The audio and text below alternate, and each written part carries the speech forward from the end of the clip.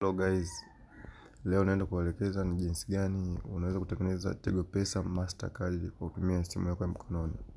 Hatua ya kwanza, bila kupoteza muda, utakuja hapo kwenye phone, then utapiga menu ya Tigo Pesa *150 *01 mahali kama hivi unavyoiona hii hapa menu hii hapa.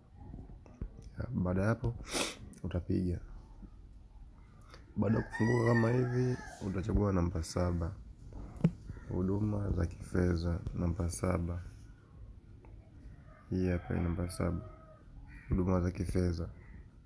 Then utasendi. Baada ya hapo tena utachagua tena namba 7. Namba 7 imeandikwa mix card. Mix card hii hapa namba 7. Then utasendi tena. Baada ya hapo utachagua namba 1 mix by Yes Mastercard. Baada ya hapo utakuja tena hapo option namba 1 ya juu kabisa hii hapa. Tengeneza kadi.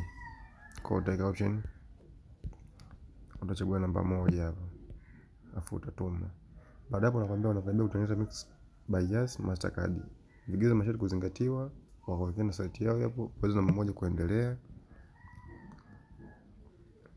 Baada hapo unakwambia uhalali wa kadi, unaambia matumizi ya mara moja au matumizi kwa siku 90. Mimi tunachagua wewe. Je, matumizi yako unataka utumie kwa mara moja tu au kwa siku 90, miezi mitatu? Tuanze na option ya kwanza, tutachagua matumizi ya mara moja, labda unataka ulipie sehemu tu, tutachagua namba 1. Baada ya hapo unakaribia kutengeneza mix by Yes Mastercard, matumizi ya mara moja. Tafadhali ingiza kikomo cha juu cha kiasi cha kadi hii. Hapa tufanye tuweke labda 200,000 ya hapa. Taka 200,000.